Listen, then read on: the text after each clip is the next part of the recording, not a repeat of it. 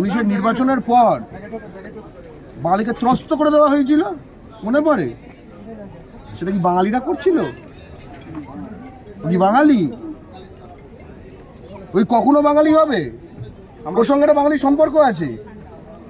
আমি কথায় যাচ্ছি না। বাংলা তো ধর্মশালা একটা। বিবেক গুপ্তার ওপরে তো একটা বাঙালি বস আছে, মমতা বন্দ্যোপাধ্যায়। ওটাকে হটিয়ে যারা আসতে চায় তার তো ডাইরেক্ট গুজরাট বস। ফলে রবীন্দ্রনাথ যদি আজকে বেঁচে থাকতেন, আজকের সময় এই সময় দাঁড়িয়ে থাকতেন, উনি বাংলা পক্ষ করতেন। বাঙালি কাদের বলবেন আপনি? অর্থাৎ অর্জুন সিং বাঙালি না, অর্থাৎ জাভেদ খান বাঙালি না, অর্থাৎ জিতেন তেওয়ারি বাঙালি না, অর্থাৎ বিবেক গুপ্তা বাঙালি না, অর্থাৎ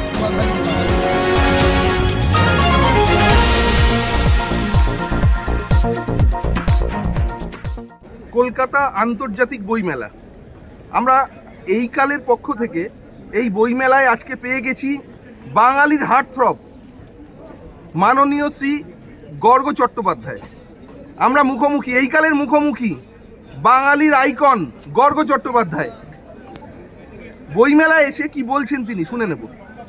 আসলে সর্বক্ষেত্রে বাঙালির আইকন, বাঙালির হার্টথ্রব সর্বক্ষেত্রে, ব্যবসা ক্ষেত্রে, শিল্পক্ষেত্রে, রাজনীতির ক্ষেত্রে দরকার, রোল মডেল দরকার। ডাক্তারের ক্ষেত্রে কেউ বললে বলে দেবী সেটি, ঠিক আছে? আর এখানে বাঙালি ডাক্তারগুলো যে সারাক্ষণ পেশেন্ট দেখছে এর করে ইয়ে নেই। কেউ যদি বলে বাঙালি পুঁজিপতি একটা রোল মডেল আইকন, ঠিক আছে, এরপরে রতন টাটা এই সব খুঁজে বার করে। একখানে চন্দ্রশেখর ঘোষ, তার কোনো বেল নেই, ঠিক আছে? আমি পরের পর বলে যাচ্ছি। ফুটবলার আমাদের প্লেয়ারগুলোকে তো চান্স দেয় না, অন্যগুলোকে নিয়ে নাচে। ক্রিকেটের শেষ আইকন সৌরভ গাঙ্গুলি, ক্রিকেটের শেষ সৌরভ গাঙ্গুলি তার এবং বাইরের প্লেয়ারগুলোকে আমাদের বেঙ্গল টিমে খেলাচ্ছে। মোহাম্মদ শামি, মুকেশ এগুলো এসছে ইউপি থেকে সব এনে নিয়ে। আর এখানে তো বাংলা তো ধর্মশালা একটা, ঠিক আছে? তোরা এত কোয়ালিটি তো ইউপি টিমে তুই চান্স নিস নি কেন? এখন মোহাম্মদ শামি সে যে এখানে করেছে, আমরা এখানে বাংলার বলে যতই লালা ঝড়াই, সে সেখানে তার ওই কী যেন ট্রেনিং একাডেমিটা ঠিক ইউপিতে বানিয়েছে এবং তারপর ভাইটাকে আবার ঢুকিয়েছে। আবার ভেবে দেখুন, তার মানে হচ্ছে যে বাঙালির আসলে যেটা দিয়ে শুরু করলে বাঙালির আসলে নিজস্ব সব কিছু এখানে রক্ষা করতে হবে এবং এখানকার সব কিছুটা নিজস্ব করে নিতে হবে। দাদা একটা প্রশ্ন করব, বইমেলা যেটা আমাদের বাঙালিদের একটা গর্ব, কলকাতা বইমেলা উৎসব, এই বইমেলাতেও দেখছি এসে যে বই বিক্রি কমছে। প্রিন্টিং মিডিয়ার অবস্থা দাদা ভালো নয়, আপনিও জানেন। তো প্রিন্ট মিডিয়া দিন দিন বিক্রি কমছে। যতগুলো আমাদের আঞ্চলিক কাগজ রয়েছে তার যদি সেল দেখেন তাহলে ক্রমশ নিম্নমুখী। বাঙালিরা কি মানে প্রিন্ট মিডিয়া বিমুখ হচ্ছে, পড়তে ভুলে যাচ্ছে, কি বলবেন? প্রথম কথা হচ্ছে যেটা সার্বিকভাবে প্রিন্ট মিডিয়ার একটা সমস্যাটা বিশ্বজুড়ে হচ্ছে, এটা আমি বলবো না যে এটা বাংলার সঙ্গে নির্দিষ্ট। আরেকটা কথা বলে দিই, আঞ্চলিক বলে সব ভাষাই কিন্তু আঞ্চলিক, কোনো অঞ্চলের। নিশ্চয়ই, যেরকম হিন্দি হচ্ছে হিন্দুস্তানিদের অঞ্চলের ভাষা, বাংলা বাঙালিদের অঞ্চলের ভাষা, তেমনি, ঠিক আছে? অনাঞ্চলিক কিছুই নয়। এবার প্রিন্ট মিডিয়াটা হচ্ছে, কিন্তু তার মধ্যেও তোমার ধরো মারাঠিদের সংখ্যা তোমার বাঙালিদের থেকে কম ভারতে, মালায়ালিদের সংখ্যা বাঙালিদের থেকে কম ভারতে। কিন্তু আজকে তুমি লোকমত বা মনোরমা এদের সার্কুলেশনটা দেখো তো, তার মানে হচ্ছে যে জাতির জন্য এটা বানানো তাদের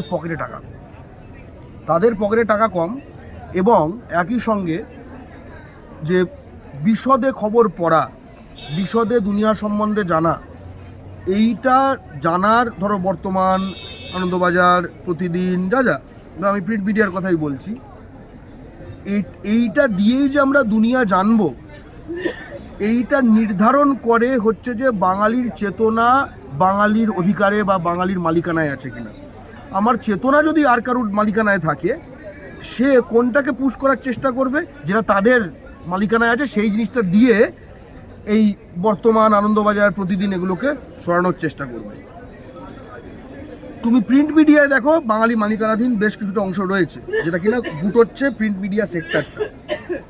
যেটা বাড়ছে সেখানে কিন্তু বাঙালি মালিকানা প্রায় নেই। R+ আছে, CN আছে, ঠিক আছে? ABPটা ভগবান যেন ওটা কী মালিকানা মানে আসলে বাস্তবে হয়।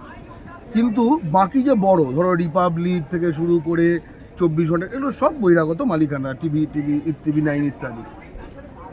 মূল কথা হচ্ছে যে বাংলার মাটিতে পুঁজি, চাকরি, বাজার, জমি, অটো লাইন, টোটো লাইন, টেন্ডার, হকারি স্পট, জনবিন্যাস, জনপ্রতিনিধিত্ব সব কিছু বাঙালির থেকে বেদখল হয়ে গেছে। শিল্পাঞ্চল, শহরাঞ্চল সব কিছু। যে জাতির মূল টাকা করার জায়গাগুলি তার থেকে বহিরাগতরা মেরে ধরে জোর করে দুরম্বরি করে, ঠিক আছে, ফাটকা ফায়দা যা ইচ্ছে রাজনৈতিক নেতাগুলোকে হাত করে এই করে করে নিয়েছে। সেই জাতি তো অবশ্যই এখানে দেখবে একটা বই পছন্দ 400 টাকা দিতে পারছে না বাচ্চাকে, তার জায়গায় একটা ফিশ ফ্রাই খাইয়ে নিয়ে বাড়ি নিয়ে যাচ্ছে। এটা তো কষ্টের। এই ফিশ ফ্রাইয়ের মধ্যে কোনো আনন্দ নেই। আমরা সেই বাংলা করার জন্য বাংলা পক্ষ লড়াই করছে, যেখানে বইটাও কিনবে তারপরে ফিশ ফ্রাইটাও খাবে। আজকে বই মেলার দিনে বাংলা পক্ষের পক্ষ থেকে এই কালে কিছু বার্তা দিন। বাঙালির থেকে কেন, প্রথম কথা, যা যা কিনবে বাঙালির থেকে কিনবে। যদি সেটা বাঙালির কাছে না পাওয়া যায় তাহলে আর কারোর থেকে কিনবে। অর্থাৎ টাকা নিজের মধ্যে রাখবে, যে ওরা করে। কিন্তু ওরা ভুলেও কোনো বাঙালির দোকান থেকে জিনিস কিনবে না। তো তুমি কেন কিনবে? তুমি কি ল্যালাপাটি, তাই না? অনেকে আপনার এই ধরনের বক্তব্যকে প্রাদেশিকতা বলে সমালোচনা করে। ঠিকই তো বল, আমরা তো প্রাদেশিক, আমরা পশ্চিমবঙ্গ নামক প্রদেশে রয়েছি। আচ্ছা, তাহলে কি রবীন্দ্রনাথও প্রাদেশিক ছিলেন? রবীন্দ্রনাথ তো বাংলার মাটি, বাংলার জল পূর্ণ হোক লিখেছিলেন। অবশ্যই লিখেছিলেন।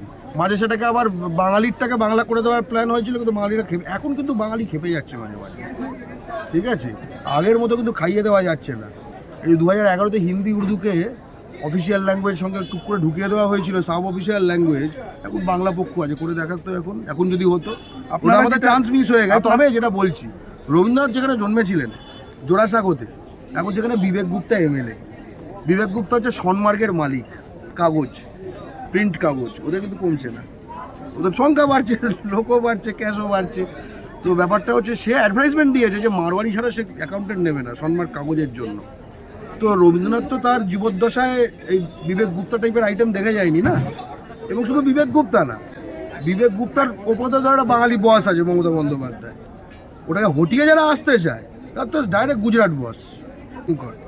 তো এবার গল্পটা হচ্ছে যে রবীন্দ্রনাথ কখনো ভাবেননি যে জোড়াসাঁকোয় এমন এলাকা হয়ে যাবে যে যেখানে যেরকম ঠাকুর বাড়ির রান্না খুব ফেমাস। এখন দেখবেন বইটই দেখবেন, ঠিক আছে, মাছের এই কচি পাটাকে কুচি কুচি করে, ঠিক আছে, তার কিমা বানিয়ে এই, ঠিক আছে, ঠাকুর বাড়ির রান্না যে রেসিপি আছে সেই রেসিপি বানালে আজকে জোড়াসাঁকো এলাকার অধিকাংশ বাড়িতে বাঙালিকে ঘর ভাড়া দেওয়া হবে না। কারণ ওরা রবীন্দ্রনাথ, কারণ বাঙালিরা বড় বাঙালিদের হুট আউট করার একখানা কোনো অজুহাত লাগবে। মাছ মাংস এগুলো তো কমন অজুহাত। তো রবীন্দ্রনাথ কোনো ভাবতে পারেননি না এটা। বলে রবীন্দ্রনাথ যদি আজকে বেঁচে থাকতেন, আজকের সময় এই সময় দাঁড়িয়ে থাকতেন, উনি বাংলা পক্ষ করতেন। খুবই স্পষ্ট, উনি বাংলা পক্ষ করতেন।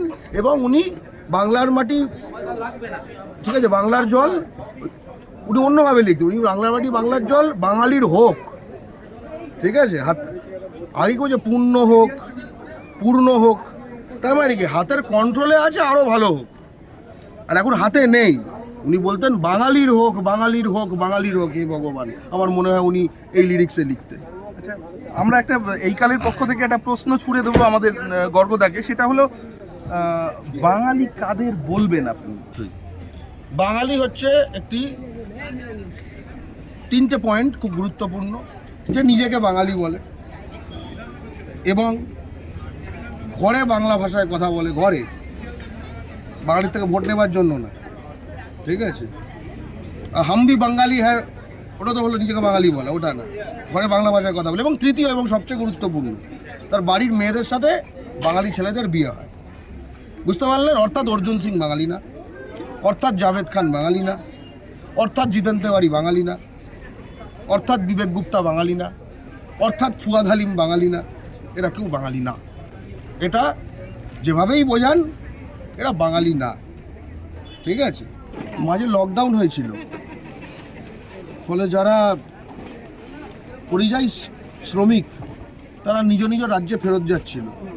বাংলা পক্ষ অর্জুন সিংয়ের টিকিট পাঠিয়েছিল যে এই সময় সকলেই যখন বাড়ি ফেরত যাচ্ছে, উনিও ওনার যদি কোনো, এই লকডাউনের সময় তো বাড়ি ফেরার সময়, তাই না, নিশ্চয়ই ছাপড়ায় নানা লোক, কত हमारा बेटा वहाँ बंगाल में আটকে পড়া হয়, তাই না?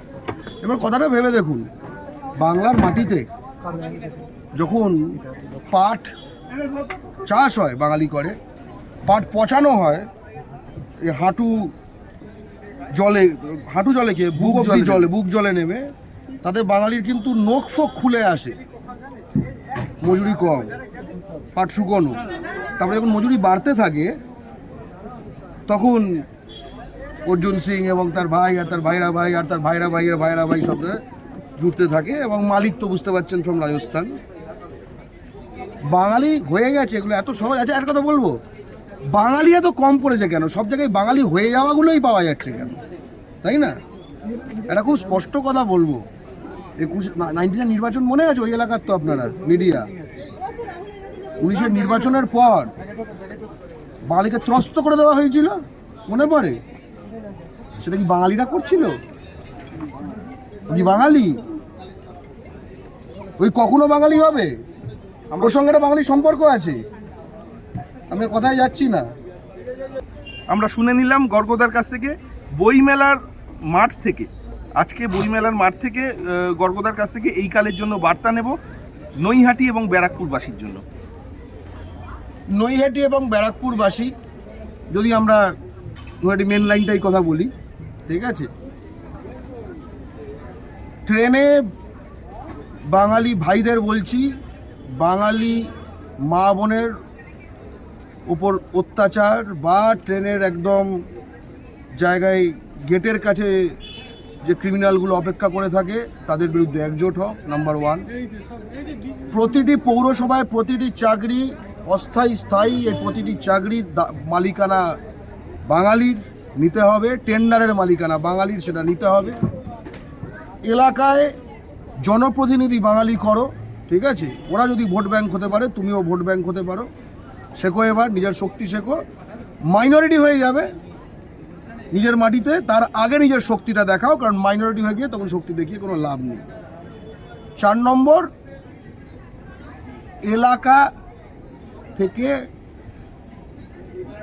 বাড়ি বেচে পালিয়ে যেও না, তারপরে সব আতপুর হয়ে যাবে। বাংলা পক্ষর ইউনিট খুলে দাও, দেখবে এলাকা সুন্দর হয়ে গেছে। বইমেলা প্রাঙ্গণ থেকে শোভনলাল রাহার প্রতিবেদন, এই কাল।